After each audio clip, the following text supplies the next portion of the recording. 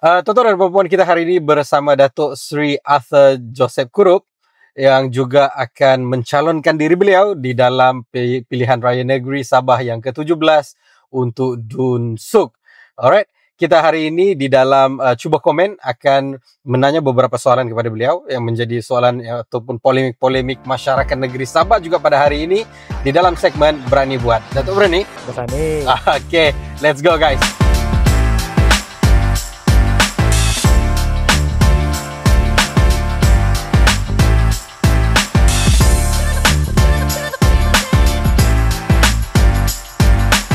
Hai guys, hari ini kita bersiaran podcast Cuba Komen di dalam segmen Berani Naik. Kita membawakan satu tokoh muda Sabah yang bergiat aktif di dalam politik dan juga mempunyai pengalaman yang luas, terutamanya di dalam federal. Kalau kita lihat, calon kita ini mempunyai pengalaman bertanding di Parlimen Pensiangan pada tahun 2018. Dan kemudian pada tahun 2022 memenangi kerusi tersebut sekali lagi. Dan tegur saya kalau saya salah, Datuk. Di awal karier beliau sempat menjawat jabatan timbalan menteri di Jabatan Perdana Menteri Hal Ehwal Ekonomi pada waktu itu. Kemudian Menteri Kerja, timbalan Menteri Kerja Raya dulu, Datuk. Betul. Kemudian timbalan Menteri Sains. Yes. Dan yang terakhir, yang sekarang Datuk Sri masih menjawat sebagai Timbalan Menteri Pertanian. Tapi semua ini tuh dia on paper. Okay. Alright. Kita mau tahu dalam konteks Suk, apa yang Datuk harapkan dan apa yang Datuk mahu masyarakat Suk melihat seorang figura Arthur.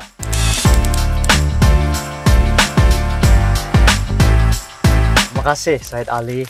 Pertamanya saya ucapkan terima kasihlah atas peluang yang diberikan, sebab saya selalu mengambil peluang di mana saja yang ada untuk berkongsi wawasan dan juga harapan saya khususnya kepada pengundi dan juga masyarakat di kawasan yang mungkin ada ramai juga yang bertanya kenapa saya menceburi bidang politik, itu pertama. Yang kedua, walaupun saya sudah berada di peringkat parlimen, kenapa saya telah memilih untuk bertanding di pilihan raya negeri. Jadi, yang pertama, selama saya menjadi ahli parlimen di kawasan P182 Pensiangan, iaitu satu kawasan yang betul-betul di kawasan pedalaman Sabah. Agree. Kalau kau buka peta Sabah, Parlimen Pensiangan ini adalah kawasan parlimen yang kedua paling luas di Sabah. Yes. Yang pertama adalah Kinabatangan dan yang kedua adalah Pensiangan. Kalau kita mau buat perbandingan, dia lebih daripada 3 kali besar saiz negeri Melaka. Yes. Jadi kamu bayangkanlah, bukan mudah untuk jaga di kawasan. Tetapi saya nampak kawasan ini dia sangat besar potensi dia. Sangat besar daripada segi kawasan yang luas, tanah yang subur, kita ada Gunung Terus Madi, kita ada Sungai Pensiangan, kita ada banyak kawasan yang berpotensi untuk kita membawa sebagai satu sumber ekonomi untuk masyarakat di kawasan Sabah, dan kita pun ingin untuk menjadi antara satu penyumbang yang besar kepada pembangunan Sabah dan juga Malaysia secara amnya. Itulah sebab apabila saya pertama kali menjadi ahli parlimen, yang pertama saya ingin untuk menyelesaikan masalah-masalah yang besar dulu. Antara masalah yang besar di kawasan kita adalah jalan raya. Yes. So kalau kita tengok jalan yang besar seperti jalan daripada Sapulut, pergi ke Salong, pergi ke Pegalungan, pergi ke Pensiangan, sedang diaspal sekarang. Yes. Ini antara jalan yang paling panjang. Ini jalan ada 3 fasa. Fasa pertama pergi ke Pekan Pegalungan, itu sudah siap. Sekarang kita sudah masuk ke fasa kedua ke Pekan Pensiangan, dan seterusnya fasa ketiga akan sampai ke Sempadan Kalimantan Indonesia. Nice. Selain itu saya juga sedang menaik taraf beberapa jalan yang lain. Jalan Kampung Sinaron dekat Kampung Mengerimut yang akan masuk ke daerah Tongot pun sudah hampir siap. Dan itu bukan satu jalan laluan yang baru daripada Sandakan, untuk datang ke daerah Suk dan seterusnya ke betul. Keningau. Saya juga sedang menaik taraf jalan rancangan belia Tiulon dan juga yang baru saya mula pecah tanah pada bulan yang lalu adalah jalan masuk ke kampung Karamatoy di Suk. Jadi inilah kalau kita campur semua jalan-jalan ini, tolak jalan Pen Borneo yang sedang dibuat di Sabah, jumlah kilometer, jarak jalan yang sedang dinaik taraf di kawasan Parlimen Pensiangan sekarang adalah paling panjang dan paling banyak di antara seluruh daerah negeri Sabah. Dato', it is a nice thing lah. Ini satu perkara yang menarik sebabnya saya interview ada beberapa calon yang lain. Dan di antara soalan-soalan yang saya suka fire dengan diorang adalah soalan berkenaan dengan jalan. Pen Borneo. Tapi dalam masalah Datuk Seri Arthur, dia soal jalan ini sangat ditakbir urus dengan baik, teman-teman. Saya berjalan daripada KK sampailah ke area Suk di sini, di Keningau sekarang actually. Jalannya quite bagus. Kalau kita bandingkan dengan jalan-jalan lain, tidak untuk bercerita soal Pen Borneo. Jadi itu satu benda yang menarik lah yang kita ada dengan Dato' Seri Arthur. Cumanya Dato', tetap ada satu kemelut polemik lah di kalangan masyarakat Sabah pada hari ini, dan saya ingat masyarakat di Suk juga, Pensiangan juga, yang menyatakan bahwa membandingkan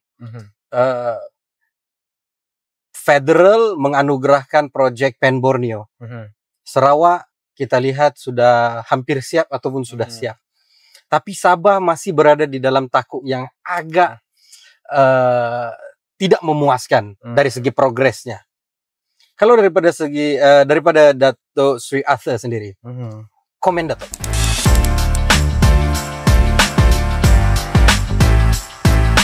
Komen saya. Dan komen ini bukan komen yang calang-calang.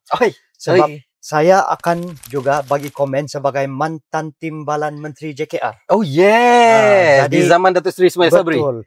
Waktu Datuk Seri Ismail Sabri menjadi Perdana Menteri, beliau telah melantik saya timbalan Menteri JKR untuk bantu dalam hal ini. Jadi saya sudah cukup buat kajian kenapakah kita di Sabah Pen Borneo kita lambat. Yang pertama, kita perlu ingat bahawa projek Pen Borneo ini adalah hasil daripada Kerajaan Barisan Nasional terdahulu. Betul.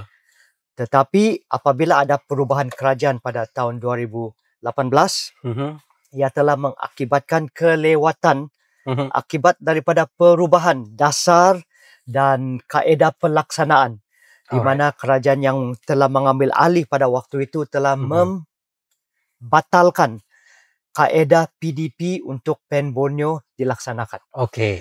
Tetapi di Sarawak walaupun ada perubahan di kerajaan pusat, tetapi tidak ada perubahan di kerajaan negeri. Dan mereka meneruskan dasar pembangunan Pen Borneo yang telah ditetapkan oleh Barisan Nasional. Kalau boleh Dato', mungkin masyarakat Suk mungkin tidak terlalu paham. PDP itu apa maksudnya Dato'? PDP ini bermaksud Project Delivery Partner. Dia bermaksud kaedah untuk buat perolehan dengan konsultan supaya projek Pen Borneo ini boleh dilaksanakan dengan lancar, dan dengan secepatnya.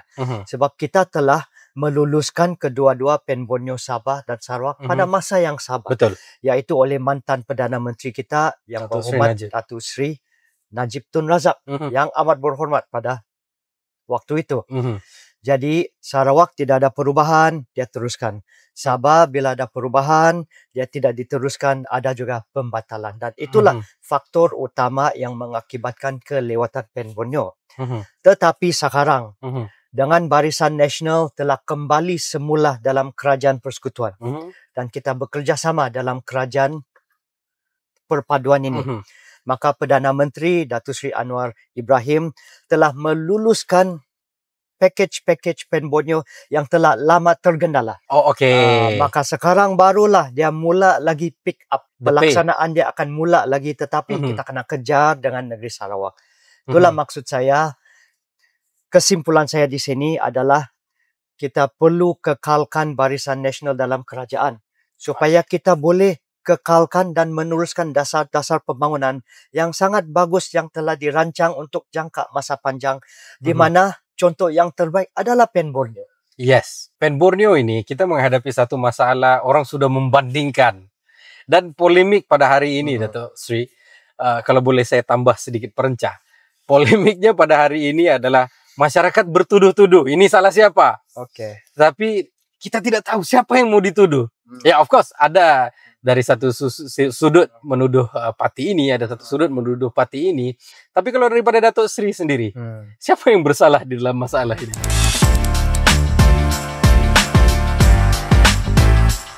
Saya sebenarnya tidak berapa suka juga untuk tuduh-menuduh lah.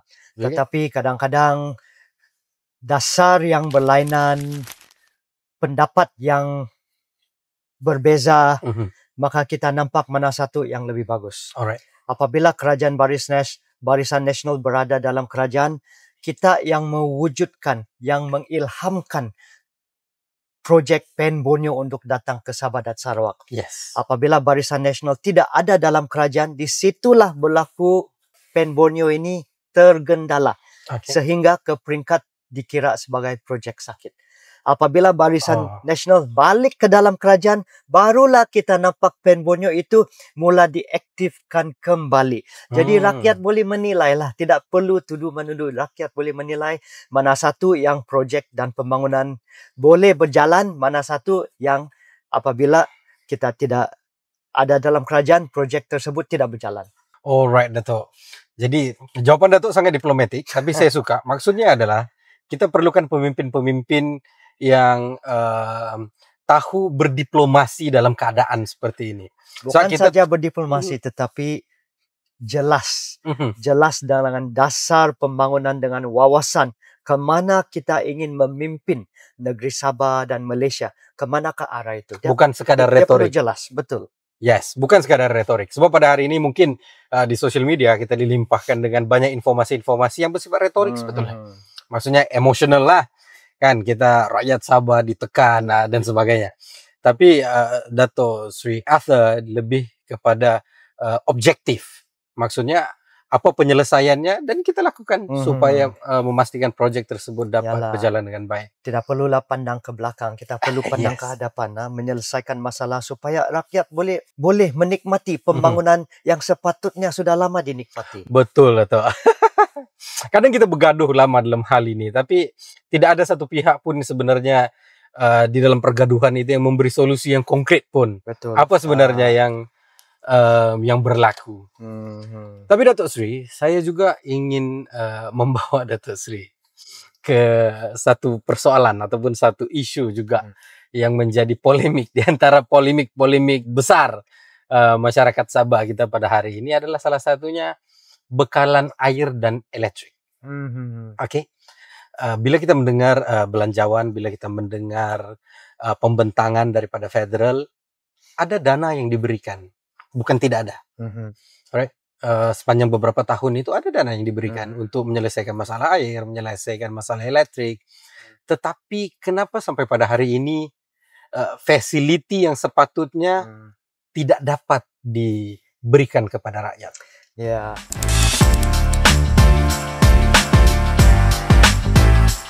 Ini sebenarnya masalah yang sangat serius bagi kita di Sabah. Bila saya duduk dalam kerajaan persekutuan, saya duduk dalam kementerian di peringkat persekutuan, saya tahu dan saya nampak tiap-tiap tahun dan saya perjuangkan bahawa peruntukan itu memang ada turun ke Sabah. Memang ada turun. Tetapi mungkin kita di Sabah, di peringkat pelaksanaan di Sabah, kita ada masalah capacity pelaksanaan dia. Saya bagi contoh. Yang amat berhormat Perdana Menteri kita. Pertama kali dalam sejarah PMX ini, dia telah menurunkan kuasa otonomi yang sangat besar daripada kerajaan persekutuan kepada kerajaan negeri Sabah. Dan juga Sarawak. Di mana semua projek 50 juta ke bawah otomatik akan diserahkan kepada negeri. Tidak perlu lagi ke Putrajaya, tidak perlu lagi berurusan, otomatik diserahkan. Full power kepada kerajaan negeri. Tetapi kita lihat dalam 2 tahun. 2 tahun ini sejak kuasa ini diturunkan, backlog projek yang tidak dapat dilaksanakan terlalu panjang, terlalu banyak. Termasuk di kementerian saya juga. Di kementerian saya bagi contoh. Kita ada satu plan di bawah kementerian saya di Kementerian Pertanian untuk membangunkan industri padi dan beras di Sabah. Alright. Kita telah meluluskan satu kompleks di bawah kawasan jelapang padi di Aida, Kota Belud. Alright. Satu kompleks di mana ada pusat latihan, pusat kajian dan sebagainya. Semua berkaitan dengan padi, termasuk bilik pejabat, semua lengkap. Harga projek itu sekitar 38 juta.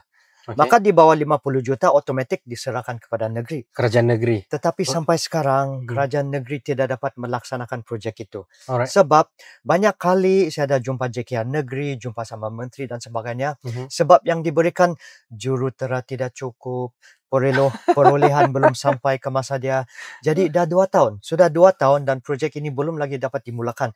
Macam mana kita mau membangunkan, macam mana saya sebagai timbalan Menteri Pertanian yang duduk di Persekutuan mau bantu membangunkan sektor padi dan beras di Sabah. Kalau pusat latihan pun mengambil masa 2 tahun untuk mula pembinaan dia. Atas sebab kita turunkan kepada Sabah, tapi Sabah tidak ada kapasiti untuk melaksanakan projek tersebut. Ini baru satu contoh. Banyak lagi contoh. Kalau boleh saya teka, Dato', adakah ini salah satu sebab Datuk Sri turun ke Su? Ini antara satu daripada beberapa sebab kenapa saya telah pilih untuk bertanding di Dewan Undangan Negeri Sabah. Sebab saya telah buat yang sebaik-baiknya di peringkat persekutuan. Tetapi sekiranya tidak ada kerjasama, koordinasi yang baik di antara persekutuan dan negeri, pembangunan itu pun tidak akan berjalan dengan lancar juga. Kita pun perlu bezakan kuasa di antara parlimen, kuasa di bawah Dewan Undangan Negeri. Yes. Ini ada jelas dalam perlembagaan. Apakah contoh kuasa di bawah parlimen, kuasa di bawah kerajaan persekutuan? Contoh pertama adalah pendidikan. Contoh. Yes. Pendidikan dalam perlembagaan adalah di bawah kerajaan persekutuan. Yes. Kalau pendidikan di kawasan saya, yang di bawah kuasa saya boleh bantu. Dan saya sedang buat pun. Untuk makluman, saudara, di kawasan Parlimen Pensiangan, kita sedang menikmati pembangunan sekolah yang paling banyak di antara daerah-daerah yang lain. Dalam tahun ini saja, kita sedang membina 5 buah sekolah baru. SK Ambual sedang dalam pembinaan, SK Rancangan Belia, Tiulon sedang dalam pembinaan, Pusat Tingkatan 6 SMK Nabawan sedang dalam pembinaan, SMK Terus Madi hampir siap, dan satu lagi sekolah menengah yang saya sedang bina. Ini adalah janji pilihan raya saya yang lalu yang sedang ditunaikan adalah SMK Dalit.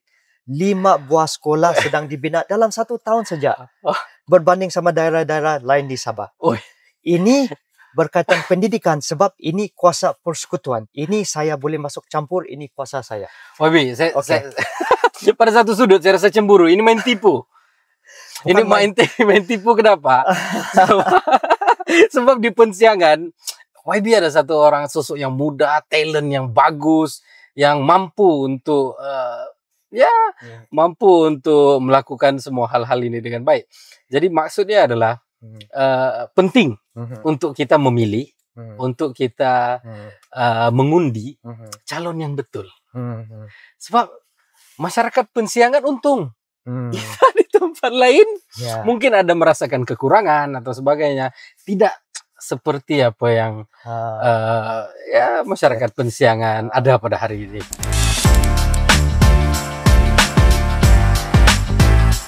Satu lagi yang saya suka untuk buat perbandingan adalah kalau kamu dengar semua yang saya ceritakan tadi, semua yang saya sebut tadi bukan janji. Semua yang saya sebut tadi adalah benda yang sudah dan sedang dilaksanakan. Sebagai contoh, jalan pergi Pegalungan, kau boleh nampak. Jalan pergi Pensiangan, kau boleh nampak, sedang kena buat. Jalan Rancangan Belia, kau boleh nampak, sedang kena buat. Jalan pergi ke Kampung Karamatoi, kau boleh nampak, sedang kena buat. SMK Dalit, sedang kena bina, kau boleh nampak. SK Ambual, sedang kena bina, kau boleh nampak. Saya bukan jenis pemimpin dan saya harap rakyat boleh menilai ini. Saya bukan jenis pemimpin yang suka berjanji. Alright. Saya adalah jenis wakil rakyat yang suka menunjukkan bukti. Itu beza saya. Lebih-lebihlah sekarang kan musim pilihan raya. Orang bilang ini musim berjanji. Betul. Inilah musim orang pergi hambur janji sini sana. Kalau kau undi sama saya, kalau kau kasih menang saya buat begini, saya buat begini, saya buat begini. Saya tidak suka buat begitu. Saya suka menunjukkan hasil kerja kepada rakyat yang mengundi kepada saya. Itulah beza saya dengan calon-calon yang lain. Alright, Dato. Terima kasih. Cumanya, Dato, ada juga yang berpendapat ini melalui pengalaman-pengalaman daripada pemimpin-pemimpin lain lah. Maksud dia adalah bila mana Dato Sri juga berada di federal, maksudnya di Pensiangan, mewakili Pensiangan, dan hari ini Dato Sri bertanding untuk SUK. Jadi ada daripada suara-suara sinis yang menyatakan bahwa mungkin Dato Sri tidak mampu menguruskan waktu dengan baik. Apa pendapat Dato Sri?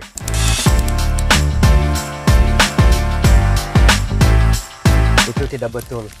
Bagi saya, ini lagi mempermudahkan untuk saya melaksanakan dasar-dasar dan juga perancangan pembangunan yang saya ingin bawa di sini. Sebagai contoh saya katakan tadi, kuasa di bawah persekutuan seperti pendidikan, polis, kesihatan, guru-guru, itu semua di bawah persekutuan. Alright. Apa kuasa di bawah kerajaan negeri? Kuasa di bawah kerajaan negeri sebagai contoh paling besar, tanah. Tanah adalah di bawah kuasa kerajaan negeri. Yang kedua, air. Macam yang kita sebut tadi. Air adalah di bawah kerajaan negeri. Nama pun sudah Jabatan Air Negeri Sabah. Memang air adalah di bawah kerajaan negeri Sabah. Jadi, sebagai contoh, bila persekutuan meluluskan peruntukan, meluluskan projek besar, kalau kerajaan negeri tidak bagi itu tanah, projek itu tidak boleh jalan. Oh, dan itu berlaku? Sangat berlaku dan sentiasa berlaku. Antara sebab kenapa pembangunan di Sabah agak lewat berbanding dengan yang lain, sebab peruntukan sudah disediakan oleh persekutuan, tetapi birokrasi dari peringkat jabatan tanah dan sebagainya yang melambatkan pelaksanaan projek-projek tersebut. Itulah sebab bagi pandangan saya sangat yakin sekiranya persekutuan dan negeri selari, saya duduk di parlimen dan juga saya boleh mempermudahkan urusan di peringkat kerajaan negeri, saya sangat-sangat yakin itu akan mempercepatkan dan mempermudahkan dasar pembangunan yang ingin saya laksanakan. Sekiranya rakyat nampak pembangunan, bantuan yang saya sudah bawa, kalau rakyat setuju dan juga sokong dengan projek-projek pembangunan yang saya sudah bawa waktu saya duduk di parlimen, saya harap rakyat juga sokong untuk saya duduk dalam Dewan Undangan Negeri. Supaya saya boleh mempermudahkan lagi proses pembangunan. Atau Sri jambatan lah. Dan melipat gandakan lagi usaha pembangunan dan bantuan kepada rakyat. Alright. Terima kasih Dato Sri. Cuma ya Dato Sri, dalam konteks masyarakat SUK pada hari ini, kalau kita lihat ada satu fakta yang kita tidak boleh nafikan adalah Sabah mempunyai kadar pengangguran yang agak tinggi kalau dibandingkan dengan negeri-negeri yang lain. Sebagai contoh, kita ada kalau di Semenanjung dia ada Southern Regional and then Northern Regional area untuk pembangunan ni semua. Ada kilang-kilang dan segala macam ada di sana. Tapi malangnya di Sabah agak kurang hal-hal begini. Pada Dato Sri, yang pertama, apa masalahnya? Dan yang kedua, apa yang kita boleh buat untuk menyelesaikan masalah ini? Antara seorang yang mungkin masih dikira muda. Betul, guys. Golongan belia ini sebenarnya antara tumpuan saya di dalam kerajaan. Betul kita cakap, kenapa Sabah mempunyai kadar pengangguran yang tinggi kalau kita bandingkan dengan tempat-tempat yang lain, dan kalau kita melihat ramai di antara belia kita juga berhijrah ke tempat lain. Ada yang sampai ke Australia, ke Korea, ke Afrika untuk mencari peluang pekerjaan. Sebab kita tidak mengoptimumkan apa yang kita ada di Sabah untuk merancangkan ekonomi dan mewujudkan lebih banyak peluang-peluang pekerjaan. Di Sabah ini, daripada segi geografi pun, kita sudah mempunyai kelebihan yang sangat besar. Kita di sebelah utara Borneo, dekat dengan Hong Kong, dekat dengan China, dekat dengan Jepun, dekat dengan Taiwan, Filipina. Tetapi orang suka berhijrah. Yang kedua, kita punya aset pelancongan ini, khazanah kita. Laut Yes. Kinabalu, Pulau Sipadan, Gunung Terusmadi, terlampau banyak peluang untuk menjana ekonomi tetapi tidak dimaksimumkan. Tetapi untuk menyelesaikan masalah seperti pengangguran, kita pertama kena menyelesaikan masalah-masalah yang paling asas dulu, iaitu akses. Akses seperti jalan raya, Betul. bekalan elektrik, air. Barulah ekonomi boleh membangun sepanjang rantaian hiliran juga. Termasuk membawa pelabur yang lebih besar dan juga bersophisticated, tambah kilang. Susah kita mau mempelawah kilang dan pelabur sekiranya akses jalan pun kurang memuaskan, bekalan elektrik pun tidak konsisten. Kita perlu menyelesaikan ini dahulu. Barulah rantaian ekonomi itu boleh dipanjangkan, kita boleh naik ke peringkat nilai ekonomi, go up the economic value chain yang lebih tinggi. Dan begitulah, bukan saja mewujudkan lebih banyak peluang pekerjaan, tetapi meningkatkan juga pendapatan rakyat. Dengan kerja yang lebih berkualiti, bukan saja peluang pekerjaan yang banyak. Kita mau banyak pekerjaan, tapi kita mau pekerjaan yang juga berkualiti. Takkanlah ramai pergi buat kerja-kerja yang lebih bersifat labor, buruh dan sebagainya. Tidak, kita mau labor, kita mau juga peluang pekerjaan yang berkualiti, yang berprofesional, di mana kita boleh memastikan pendapatan rakyat yang lebih tinggi juga. Dan itu kita mesti ada dasar pembangunan ekonomi yang jelas. Selesaikan dulu masalah-masalah asas, barulah bawa yang lain. Dan dengan wawasan yang jelas, saya yakin kita boleh meningkatkan ekonomi Sabah ke peringkat dan nilai yang jauh lebih tinggi daripada apa yang kita ada sekarang. Cuma ya Webi, kalau saya mau sedikit lebih sinis di dalam isu ini, sebab masing-masing daripada sekalian parti, saya ingat parti-parti yang ada sekarang pun bercerita soal FDI, Foreign Direct Investment, atau bercerita soal bahasa mudanya pelaburan-pelaburan luar lah untuk masuk. Sedangkan fasiliti asas kita belum bagus, seperti yang disebutkan, air, elektrik, dan juga jaringan jalan yang bagus. Jadi ada bila orang bercerita soal pelaburan tuh cuma satu retorik. Komen Webi. Oke.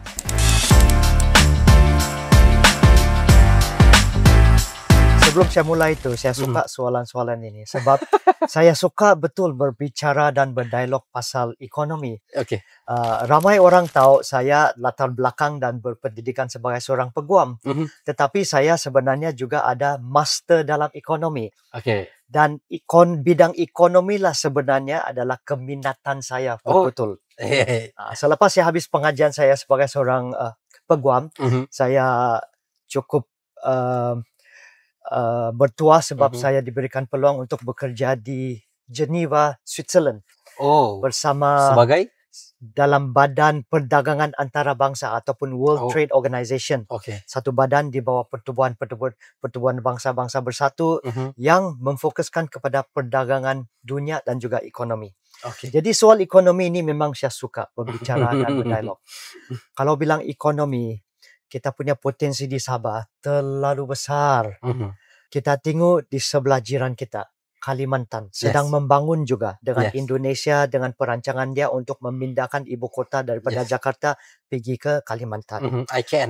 Kita di Sabah pun betul-betul di tengah peta rantau ASEAN. Dan pada tahun ini negara kita adalah pengurusi ASEAN.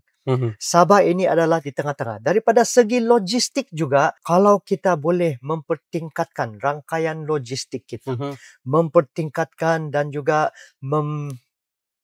meluaskan lagi pelabuhan kita di pantai timur, di pantai barat, di sepanggar contoh, termasuk di utara.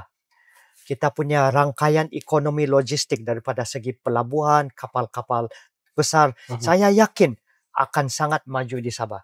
Negara seperti Hong Kong, dia boleh terus singgah di pelabuhan di Sabah, di Kudatka, di Sepanggar, sebelum meneruskan perjalanan ke tempat jauh, ke India, ke Indonesia dan sebagainya. Kita sangat-sangat strategik. Tetapi infra kita belum mencukupi untuk mempelawah negara dan pelabur yang sangat besar untuk datang ke Sabah. Alright, Dato. Oke. Saya ingin menyelusuri terus kepada polemik-polemik masyarakat Sabah lah. Tadi kita sudah bercerita soal jalan, kita juga sudah bercerita soal elektrik dan air yang menjadi polemik utama. Tapi ada satu lagi, Dato Sri, yang menjadi di antara polemik utama juga masyarakat Sabah pada hari ini, yang sering dimainkan retoriknya, yang sering dimainkan emosi orang-orang Sabah ini, adalah bila mana bercerita soal ME63. Alright, ME63 ini ada banyak pasalnya, tapi ada beberapa mungkin yang paling sensasi. Tapi sampai pada hari ini sebenarnya kita belum ada satu solusi yang konkret, baik daripada kerajaan yang sedia dan pemerintahan negeri Sabah. Bagaimana sebenarnya, apa sebenarnya yang kita mahu lakukan untuk mendapatkan hak-hak kita di dalam ME63? Dan adakah Datuk Sri melihat bila mana Barisan Nasional memerintah sekiranya memenangi PRN 16 yang akan datang ini, adakah kita akan terus bersuara lantang tentang ME63? Sebab orang Sabah risau soal ini. Daripada segi prinsipnya, ME63 ini adalah penting sebab dia merupakan asas kepada pembentukan Persekutuan Negara Malaysia. Di mana Sabah dan Sarawak kita adalah rakan setara, equal partners dalam persekutuan ini. Yes. Kita punya kelebihan, saya sebagai wakil rakyat daripada Sabah, saya juga daripada Parti Tempatan Sabah. Yes. Saya merupakan Presiden PBRS, Yes. Parti Bersatu Rakyat Sabah, yang lahir di Sabah, berakar di Sabah dan juga berakar di kawasan pedalaman Sabah, khususnya di daerah Suk. Jadi soal ME63, soal hak dan perjuangan Sabah ini adalah asas perjuangan kita sebagai parti. Dan itulah antara sebab kenapa saya menawarkan diri untuk berkhidmat dalam kerajaan. Apabila kita melihat kepada ME63, kita yang pertama mesti ada strategi dan kaedah bagaimana kita boleh melaksanakannya sebab ini adalah untuk kebaikan seluruh negara. Yes. Kalau dalam istilah ekonomi, it's not a zero-sum game.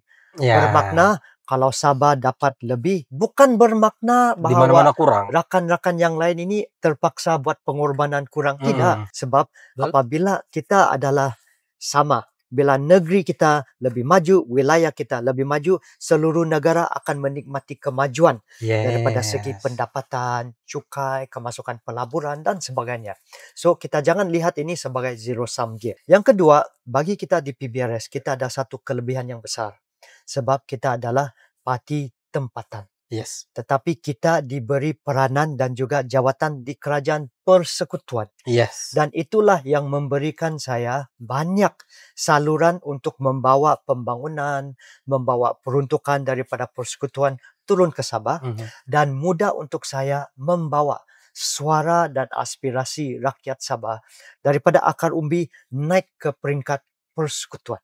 Itulah kelebihan-kelebihan yang kita ada. Dan saya sangat berterima kasih sebab kita dipandang oleh kerajaan, dipandang oleh Perdana Menteri. Saya juga merupakan ahli Dewan Tertinggi Barisan Nasional. Satu-satunya parti yang ada suara dalam Dewan Tertinggi. Yang senang untuk berhubung bersama dengan kepimpinan tertinggi. Dan saya sentiasa bawa suara rakyat untuk memastikan kita tidak ketinggalan, tidak terkecuali dalam arus pembangunan utama negara Malaysia. Yang penting juga, PBRS ini kita mencari kaedah yang strategik. Saya tidak berpandangan bahawa kita harus mengambil kaedah ataupun sudut yang berkonfrontasi. Alright. Saya berpandangan itu bukan cara yang sesuai untuk kita berunding atau bekerjasama dalam rumah besar kita, dalam keluarga kita. Kita satu keluarga dalam Malaysia. Kita perlu ada perundingan yang di mana dia mencari kaedah win-win. Sebab kita di persekutuan pun mereka pun mau tengok Sabah maju. Sama-sama kita maju. Pelaburan yang datang dia juga adalah kebaikan dan kemajuan untuk kerajaan persekutuan juga. Jadi inilah kelebihan yang ada dalam PBRS dan juga dengan Barisan Nasional. Sekiranya kita lihat rekod perjuangan Barisan Nasional juga yang telah memindahkan perlembagaan untuk menaikkan taraf Sabah dan Sarawak menjadi rakan setara dalam perlembagaan persekutuan kita. Barisan Nasional juga yang telah menyuarakan keperluan untuk mengembalikan peratusan bilangan kerusi Parlimen Sabah dan Sarawak untuk memastikan dia 2/3 ratio di dalam Parlimen Malaysia. Itu semua usaha-usaha daripada Barisan Nasional. Dan boleh yakinlah bahawa selagi saya ada di sini sebagai wakil rakyat daripada Sabah, sebagai Presiden Parti Bersatu Rakyat Sabah yang ada tempat dan suara di Kerajaan Persekutuan, itulah yang saya sentiasa akan utamakan. Maksudnya Datuk Sri akan mengutamakan perbincangan yang lebih kritikal berbanding konfrontasi. Saya rasa lebih daripada perbincangan. Kita sudah mula pelaksanaan. Cuma dia secara berfasa.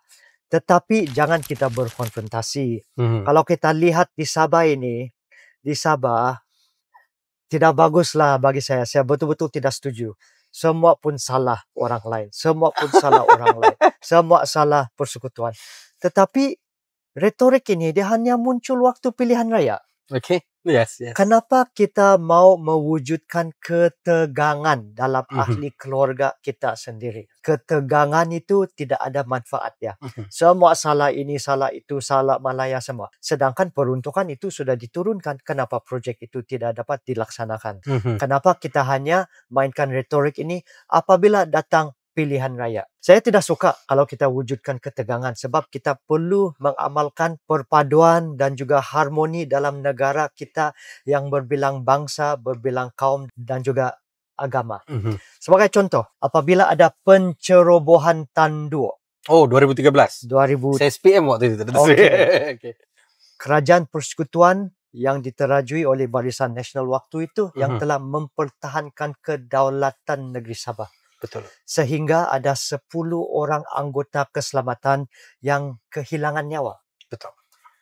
10 orang anggota keselamatan ini semua orang Semenanjung tahu. Daripada Kelantan, daripada Melaka, daripada Perak dan Johor, mereka telah memberi pengorbanan yang paling besar untuk mempertahankan kedaulatan kita di Sabah. Dia orang tiada cakap, oh itu Sabah, saya tidak mau pergi. Tiada cakap begitu. Jadi kenapa kita mau mewujudkan ketegangan seperti ini apabila datang musim berpolitik? Sekarang lagi baru-baru ini, ancaman daripada kumpulan tuntutan waris Sulu. Juga belum berhenti. Belum berhenti. Kumpulan ini telah mengheret kita ke Mahkamah Antarabangsa. Konon menuntut bahawa Sabah ini adalah milik kumpulan waris itu. Tetapi kerajaan kita yang diketuai oleh Menteri Undang-Undang, kebetulan Menteri Barisan Nasional juga yang telah memperjuangkan dan mempertahankan sehingga kita menang kes di Mahkamah Antarabangsa ini untuk mempertahankan kedaulatan negeri Sabah. Sebenarnya tidak ada isu Malaya, Sabah ataupun Sarawak. Kita patut duduk di bawah satu payung Malaysia dan bekerja sama. Saya sangat-sangat percaya bahawa dia tidak adil untuk menyalahkan mana-mana pihak. Sekiranya ada kelemahan dalam pelaksanaan ataupun pembangunan, kita kena jujur dengan diri kita sendiri. Kalau kita tidak cukup kapasiti, cakaplah. Kalau kita tidak cukup jurutera, kalau ada masalah di jawatan tanah yang memberikan kelulusan, mengeluarkan geran tanah ini agak lambat dan telah menghalang pembangunan itu, kita jujurlah supaya kita boleh menyelesaikan masalah itu. Jangan tutup kelemahan diri kita sendiri dengan menyalahkan orang lain. Ini menarik sebetulnya, sebab saya interview beberapa orang, bahkan saya pernah berdebat dengan beberapa orang. Tapi tidak ada satupun yang membawakan jawaban yang objektif begini. Isu dia sebenarnya simple. Kita kurang capacity. Kalau kita mau menyelesaikan masalah yang sangat besar di Sabah ini, kita kena jujur apa masalah dia supaya kita boleh mengatasi masalah tersebut. Let's not be in denial. Alright, Dok. Salah satu daripada bukan permintaan tapi aspirasi lah saya ingat. Masyarakat Sabah hari ini adalah untuk menubuhkan satu kerajaan yang stabil. Sebab mereka melihat impact kestabilan di Sarawak. Sarawak mendapat bukan sahaja pembangunan, tetapi maksudnya pentadbiran yang agak sistematik. Mungkin itu kurang berlaku di negeri kita. Jadi apa yang Barisan Nasional boleh lakukan untuk memastikan sekiranya berada di atas di pemerintahan, kita akan menjadi satu kerajaan yang stabil, kerajaan yang kukuh, dan kerajaan yang betul-betul boleh bekerja untuk masyarakat.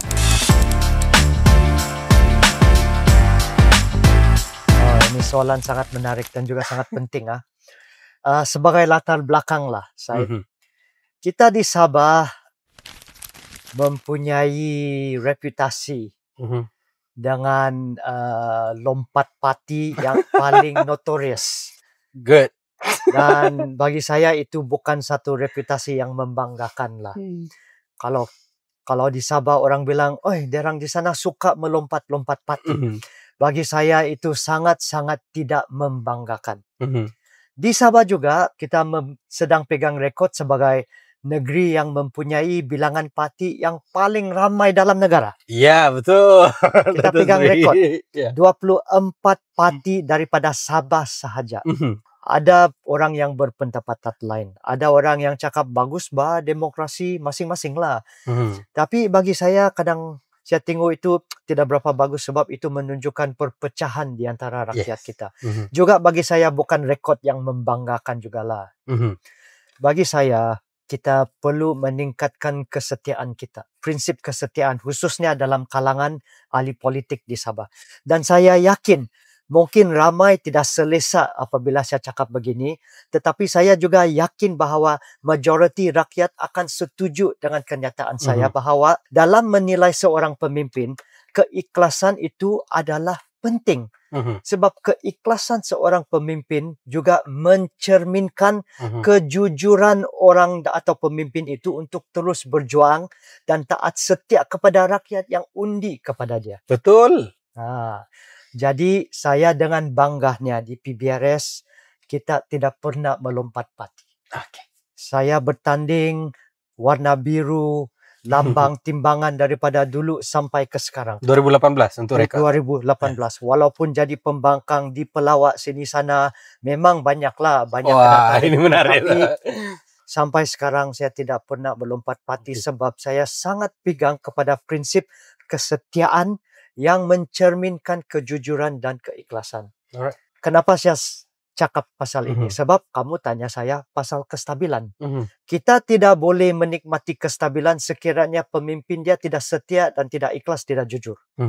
Untuk memastikan kestabilan, kita mesti ada kepimpinan yang ikhlas dan setia. Dan dalam Barisan Nasional ini kita telah terbukti kesetiaan dan keikhlasan kita kepada rakyat. Kesetiaan kepada pengundi. Dan itulah sebab setakat ini kita nampak sentiasanya Barisan Nasional dapat bantu menyumbang utama kepada kestabilan politik di Persekutuan dan juga di Sabah. So, sekiranya rakyat memberi peluang kepada Barisan Nasional untuk mengembali dalam kerajaan negeri Sabah, saya sangat yakin dan boleh bagi jaminan bahawa daripada itu rakyat negeri Sabah boleh mula sekali lagi menikmati kestabilan dalam politik dan kita boleh memberi tumpuan kepada membangunkan negeri kita. Alright, Dato'. Soalan terakhir. Ini lebih kepada soalan yang secara umumnya masyarakat mahu tahu. Sekiranya Datuk Seri Arthur Joseph Krook diberikan mandat sekali lagi, bukan sekali lagi, diberikan mandat di SUK pada PRN ke-17 yang akan datang ini, apa yang Datuk Seri rasa pembangunan ataupun semacam pelaksanaan yang pertama sekali yang Datuk Seri akan jalankan di kawasan SUK?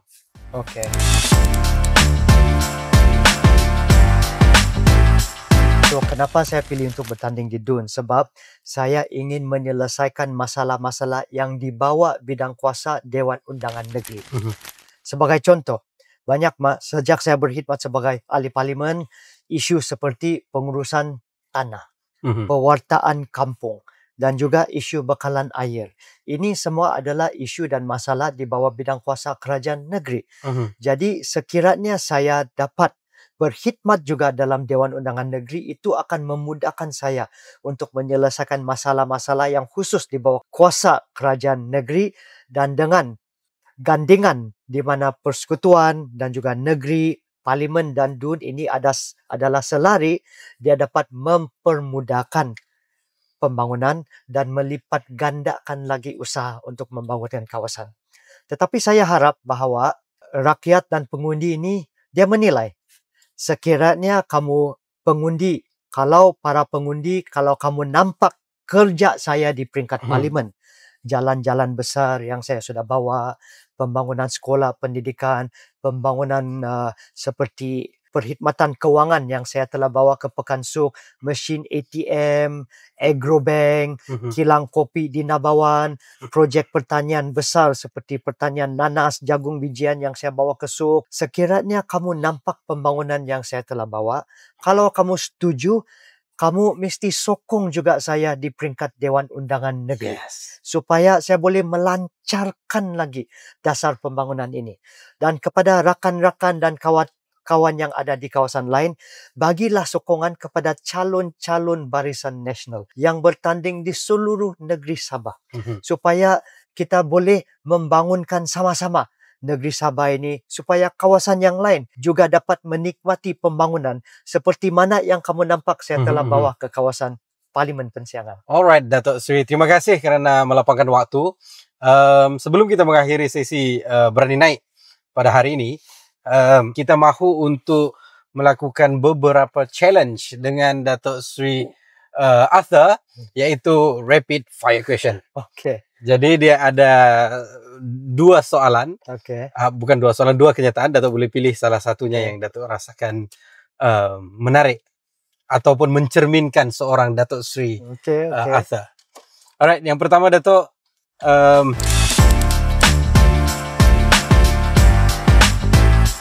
Korean pop or English pop? Oh, saya big fan of English pop. Sebenarnya saya big fan of classic pop. Oh wow. Any one or two? Cliff Richard favorite saya lah. Evergreen, lagu-lagu evergreen. Itu favorite saya. Kau nampak saya muda, tapi saya orang yang sentimental dan klasik sebenarnya. Soalan terakhir. Ini sedikit sensitif. Orang mungkin akan bertanya, Parlimen atau Dewan Undangan Negeri? Oh, bagi saya dua-dua ini penting. Dua-dua penting. Alright. Terima kasih Datuk. Kita sudah sampai di rumah Datuk. Terima kasih kerana melapangkan waktu untuk sesi kita pada hari ini di Berani Buat. Terima kasih. Terima kasih. Thank you.